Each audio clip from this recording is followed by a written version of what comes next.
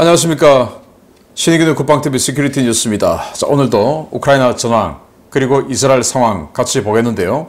어제 저녁부터 여러분들 그 보도를 많이 보셨겠지만 이스라엘군이 가자 지구에 제법 큰 규모의 지상군을 밀어넣었다 라는 보도를 보셨죠. 자, 이게 어떻게 된 일인지, 어떤 작전을 했는지, 또 여기뿐만인가 또 다른 곳은 아닌가, 그러면 전체적으로 봤을 때 이게 도대체 어떤 작전인가, 드디어 D-Day 바로 그건가 라는 것들을 한번 분석해보는 시간을 가지도록 하겠습니다. 이스라엘군이 가자지구 북부 지역에 기계화 부대, 전차와 장갑차로 이루어진 기계화 부대를 집어넣고 전차 포사격 등 공격을 했는데 어떤 내용인지 보겠습니다. 자, 우크라이나 전황 먼저 보고 가겠습니다. 우크라이나는 러시아군을 810명 죽였다 라고 발표를 했고요. 전차는 많습니다.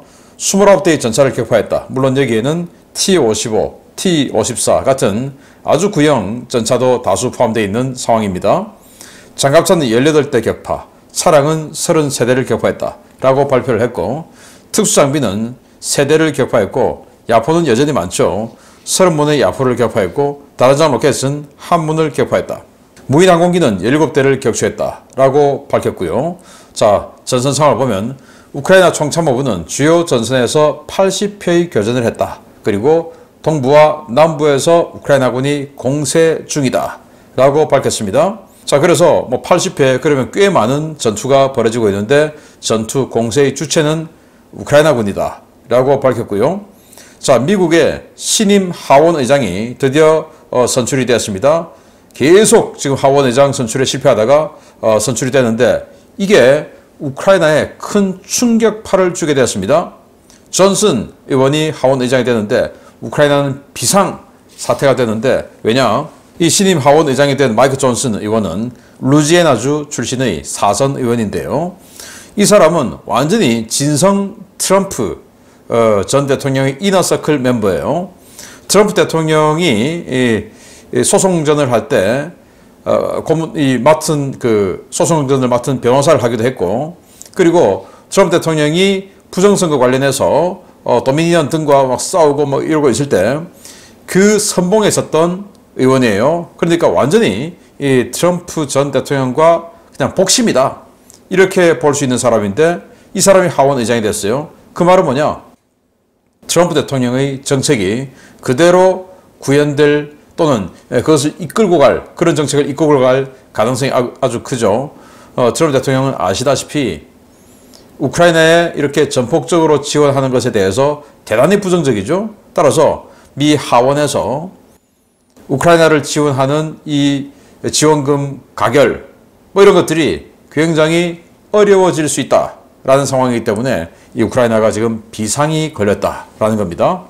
그러다 보니까 젤렌스키 대통령은 더 많은 우방국에서 무기 공급 확대 준비 중이다 라고 하면서 이 우크라이나 국민들의, 시민들의 불안감을 좀 누그러뜨리기 위해서 노력을 하는데, 아마 그럼에도 불구하고 굉장히 지금 불안한 이런 상황일 겁니다. 자, 우크라이나 공군은 미국의 애리조나주에서 F-16 전투기 실제 비행 훈련을 시작했다 라고 밝혔고요. 자, 이제 이렇게 비행 훈련 시작하면 내년 초쯤 되면 기술적으로는 F-16 전투기를 공여받을 수 있게끔 되는데, 문제는 덴마크나 이런 전투기들이 아르헨티나라고 하고 이런 변수가 생겨서 어떻게 될지는 모르겠습니다. 우크라이나의 잘루즈니 총참모장은 러시아의 대규모 공습을 대비한 방공작전 회의를 소집했다. 지휘관 회의를 소집해서 12월 달 들어서 러시아가 대규모로 이 난방 관련한 이 에너지 인프라를 동시다발적으로 타격할 가능성이 크다. 작년에 그래서 정말 작년 겨울 내내 우크라이나인들이 혹독한 추위의 그것을 몸으로 고스란히 맞을 수밖에 없는, 난방이 작동 안 되니까 그런 겨울을 보냈는데 올해도 우리는 준비를 해야 된다. 최근에 보시다시피 미사일 공격이 전과가 아주 적죠. 미사일 요격 전과가 적습니다. 요격 전과가 적다는 말은 안 쏘기 때문에 요격 전과가 적다라는 거예요. 자, 그러면 러시아는 지금 왜 안 쏘냐?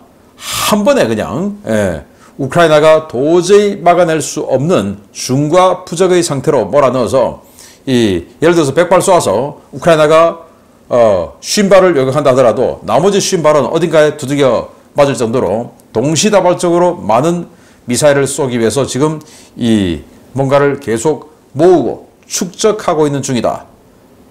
그래서 안심하면 안 된다. 우리는 어떻게 방공작전을 해야 된다. 라는 회의를 했대요. 우크라이나는 흐멜리츠키 원자력 발전소 인근의 공습은 러시아가 현지 핵발전소가 목표였다. 라고 주장하고 있어요. 바로 이게 동영상을 캡처본인데 얼마나 큰 이 폭발이 일어났는지 정말 깜짝 놀랄 정도예요. 이 흐멜리츠키는 폴란드 국경에서 한 200km 떨어진 곳인데 여기에 원자력 발전소가 있는 겁니다.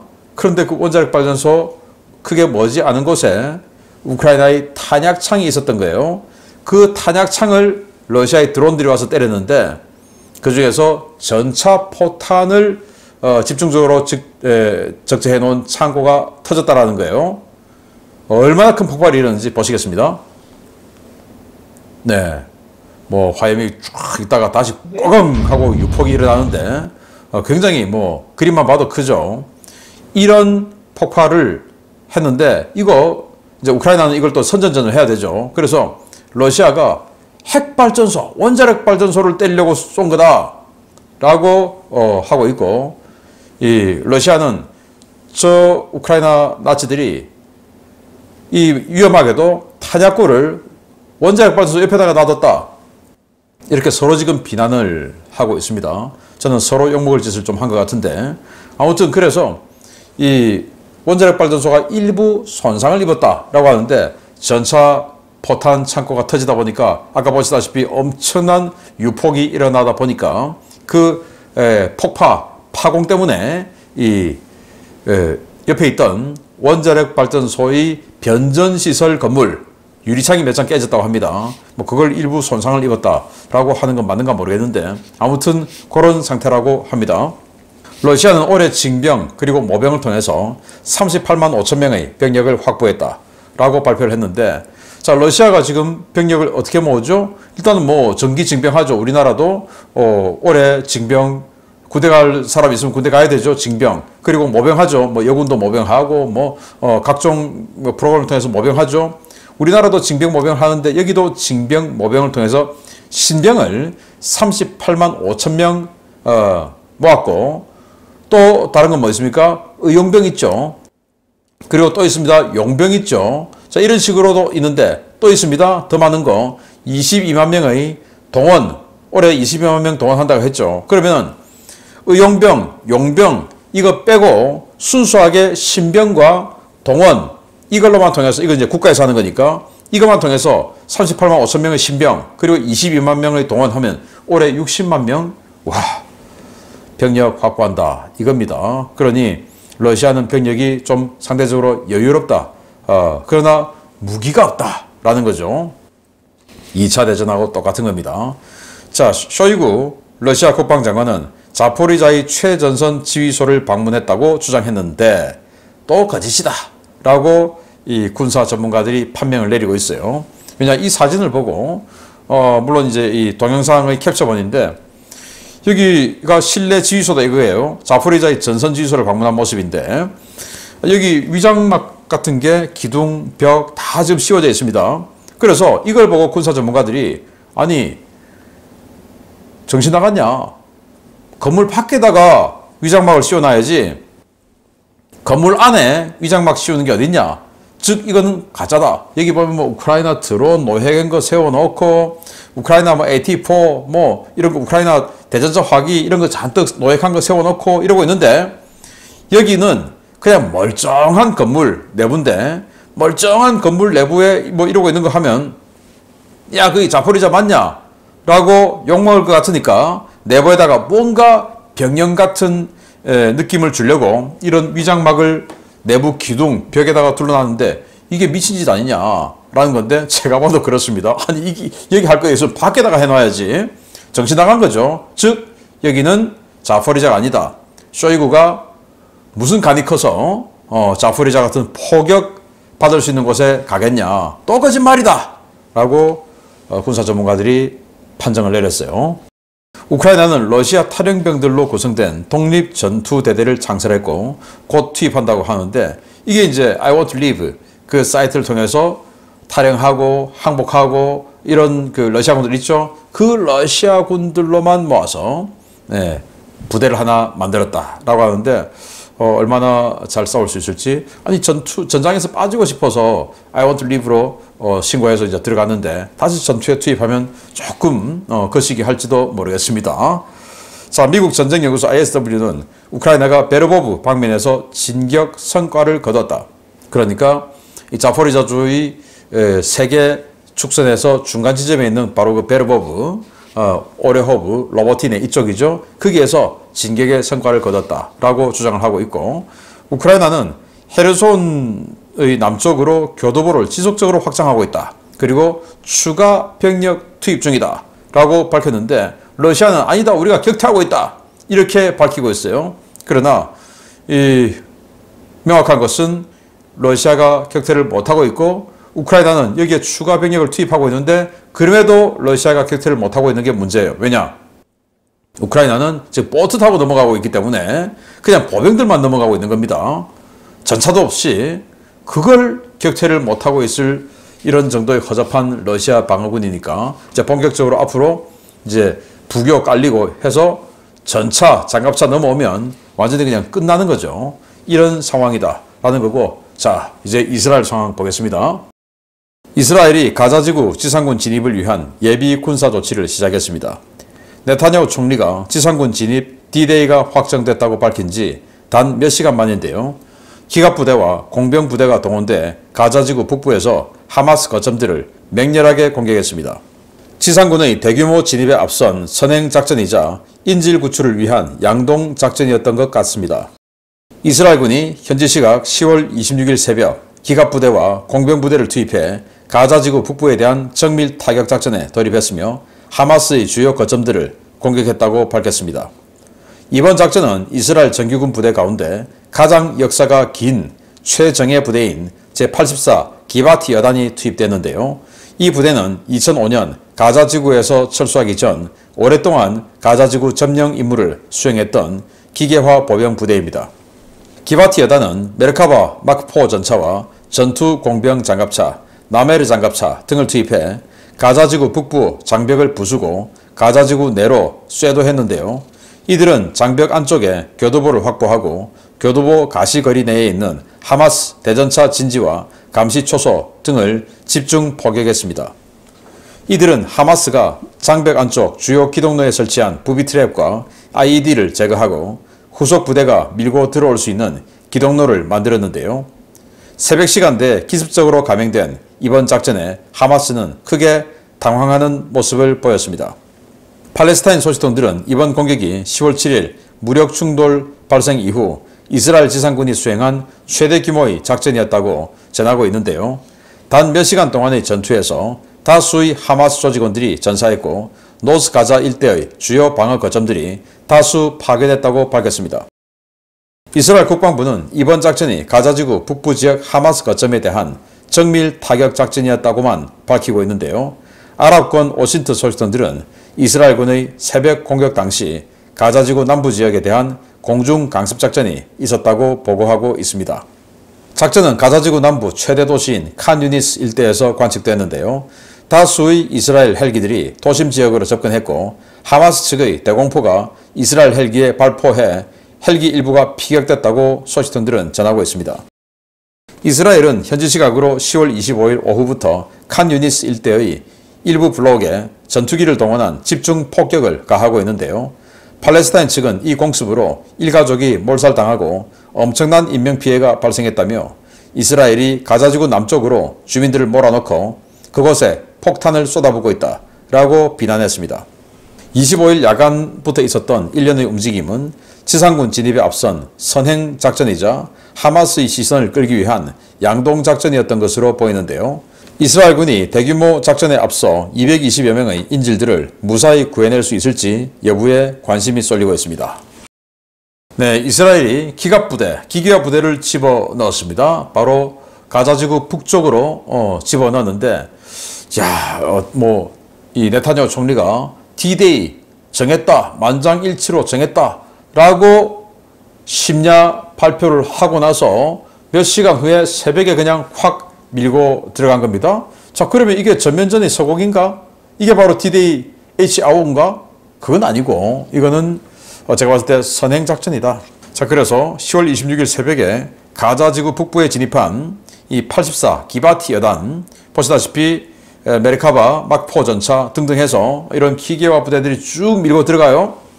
어떻게 들어가냐? 장벽이 있죠. 장벽 한 군데를 부수고 이렇게 공병, 장갑차, 도저 이런 것들이 먼저 들어가고 여기 전차 뒤에 있죠. 또 장갑차 있죠. 이런 식으로 장갑차, 전차 들어가는데, 자, 그래서 도저 들어가서 뭐 하냐? 이 안쪽에 이 하마스들이 만들어 놓은 어떤 그 부비 트랩, 아이디 이런 것들이 있지 않겠습니까? 그걸 제거하고, 그리고 수로 또 해자 이런 거 있겠죠. 그런 것들을 이 도저로 밀어버리고, 그리고 기동로들을 다수 확보를 해서 기동로로 순식간에 기계화 부대에 대거 들어갈 때 전차들이 대전차 지뢰 밟아서 터지고 뭐 이럴 수도 있는데, 그걸 사전에 정지 작업한다. 그래서 이 가자지구 도심까지 기동로를 확보한다 라는 그런 작업이에요. 또 이 가자지구까지 여기서 들어가는데 이 뭐 대전차 진지라든지 이런 것들이 있죠. 감시 초소도 있죠. 그걸 이제 선행적으로 다 파괴한다라는 건데, 동영상 잠시 보시겠습니다. 자, 지금 보시면 도저, 뭐 또 장갑차, 전차들이 뚫고 들어가죠. 그리고는 일제히 기동을 해서 쑥 들어가서 작업을 할 때 전차들이 사격도 막 합니다. 네, 사격도 막 하고, 그래서 이 뭐 일부 어떤 초소나 이런 것들이 막 파괴되기도 하고, 자, 이런 동영상들을 봤습니다. 자, 그리고는 이제 빠져나왔어요. 계속 진격한 게 아니고 빠져나왔고, 부대 규모는 한 개 대대급이에요. 한 개 대대 뭐 별거 아니네. 어유, 기계화 부대 한 개 대대 꼴짝에 서 있는 거 한번 보시면 사방천지가 그냥 전차 장갑차입니다. 어마어마해요. 뭐 승용차 한 3, 40대 서 있는 거하고는 차원이 다릅니다. 전차 장갑차 서 있는 건. 자, 그래서 어디냐? 가자지구에 있으면 가자지구 북쪽이에요. 북쪽 바로 이 지점인데, 여기에 있는 이 방벽을 뚫고 들어갔고, 보시다시피 여기에 이제 도심으로 시작되는 노스 가자의 마을들이 시작되죠. 이 사이에 개활지, 뭐 전답이 있죠. 여기에서 어떤 그 교통로를 확보를 한 것이다. 그 작전이다. 여기 이제 시가지로 들어가지는 않고, 여기 학교 마크가 있는데, 저 학교 마크 이 지점부터 이제 시가지가 시작되는 것이죠. 그 사이의 교통로를 확보한 것이다. 여기에 있는 방어진지, 부비 트랩들을 제거하고 쑥 빠져나왔고, 이걸 할 때 이제 폭격도 해주고 했는데, 문제는 이 폭격이 이 장소에만 있었던 게 아니고 남쪽에 이 와디 가자라고 하는 습지, 그 남쪽에 이스라엘군이 남쪽으로 피신해라고 하는 그 남쪽에 폭격과 헬기들이, 다수의 헬기들이 들어온 어떤 그 작전이 있었다라는 건데요. 어디냐? 지금 이제 이 가자지구 북쪽이죠. 가자지구 북쪽으로 치고 들어갔습니다. 그 시간에 이 남쪽에 칸 유니스라고 하는 이 지점으로, 남쪽 지역에서는 여기가 좀 큰 도시죠. 치고 들어갔는데 헬기들이 들어갔다. 그리고 폭격도 대거했다라는 건데, 하마스 측의 주장대로 하면 헬기들을 향해서 대공포를 쐈답니다. 그래서 일부 헬기가 피격됐다고 하는데 격추는 아무것도 안 됐다. 이게 무슨 말인지 뭔지, 헬기가 무슨 대공포 맞았는데 격추가 안 됐다. 이게 무슨 말인지, 대공포 맞았으면 헬기는 격추를 돼야죠. 아무튼 뭐 이래요. 그래서 자, 그러면 헬기가 저기 왜 들어갔냐? 공격 헬기만 들어갔냐? 기동 헬기도 들어가서 공중 강습도 했냐? 그래서 여기 이 칸 유니스 이 지역에 혹시 인질 구출 작전 하러 간 거냐? 또는 이 칸 유니스 이 지역에 인질들이 많이 응유되어 있다라고 합니다. 그래서 인질 구출 작전 하러 가는 진짜 작전인지, 아니면 또 작전, 또 며칠 있다가 또 작전해서 이 인질들을 지키고 또 방어하는 수비병들, 경비병들의 계속 긴장하게끔 만들어서 그 긴장이 계속됐다가 아니구나, 계속됐다가 아니구나 이러면, 왜 생명이 지금 왔다 갔다 하니까 나중에는 심리적으로 굉장히, 체력적으로 굉장히 다운되겠죠. 그걸 요구해서 나중에 진짜로 치고 들어가는 이 작전의 전초냐는 아직은 알 수가 없다. 자, 그래서 아무튼 지속적으로 이런 식으로 며칠간 계속 치고 빠지고 하는 작전이 계속된 이후에 제가 말씀드린 대로 미군이 페르시아만 등등 세팅이 딱 되면 진짜로 들어가지 않을까라고 생각하고 어제 있었던 이스라엘군의 진입, 이건 북부 지역 이 한 곳의 기동 축선을 마련하기 위해 들어간 선행 선견 조치였다. 아마 그러면 이 동쪽으로도 몇 군데 그런 또 기동로를 만들어야 되겠죠. 자, 이런 작전이었다라는 걸 말씀드리면서 계속 서치해서 알려드리도록 하겠습니다. 마치겠습니다. 감사합니다.